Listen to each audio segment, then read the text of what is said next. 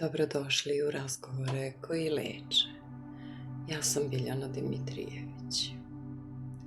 Ako vam je danas teško, ako osjećate da više nemate snage, ostanite sa mnom nekoliko minuta. Danas želim da vam kažem nešto što je meni bilo teško da prihvatim. Ne morate biti jaki svaki dan.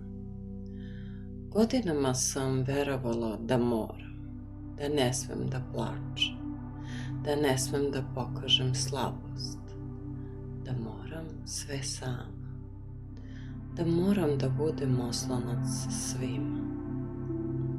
A znate šta se dogodilo?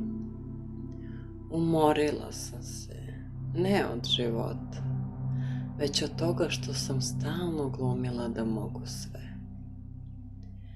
Koliko vas danas nosi isti teret?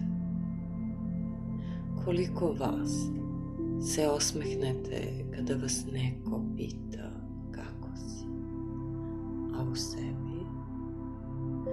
u sebi samo želite da neko vas zagrli i kaže: ne moraš više sve sam.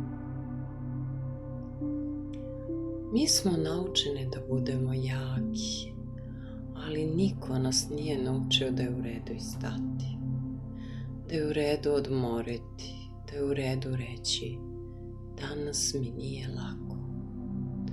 To nije slabost, to je hrabrost, jer prava snaga nije u tome da nikada ne padnete. Prava snaga je da sebi pružite ruku kada padnete.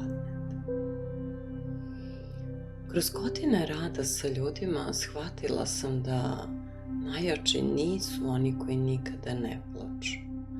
Najjači su oni koji sebi dozvole da osete, da prihvate, da nastave dalje, ali bez glume. Danas vas neću zamoliti da budete hrabriji. Zamolit ću vas da budete nežniji prema sebi. Ako ste umorni, odmorite. Ako ste tužni, dozvolite da budete tužni. Ako vam se plače, plačite. Ne morate nikome dokazivati koliko možete da izdržite. Život nije takmičenje, nije takmičenje u izdržljivosti. Život je naš put na koji vi zaslužujete da budete saslušani. Prije nego što zaspite, pogledajte sebe u ogledalo. Ne tražite mane, ne kritikujte sebe. Samo recite: danas sam dala onoliko koliko sam mogla. I to je dovoljno. Možda će vam u početku biti čudno, ali vremenom će vaše telo početi da veruje tim rečima. Verujte. Počet ćete sami da shvatate sopstvene reči. Hvala vam što ste danas bili sa mnom. Ako ste u ovom razgovoru pronašli makar jednu rečenicu koja vam je donela mir, onda je ovaj susret imao smisla. Ja sam Biljana Dimitrijević. Čuvajte svoje telo, čuvajte svoje srce i zapamtite: ne morate biti jaki svaki dan.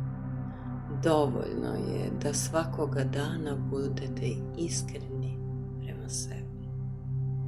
Vidimo se u sljedećem razgovoru.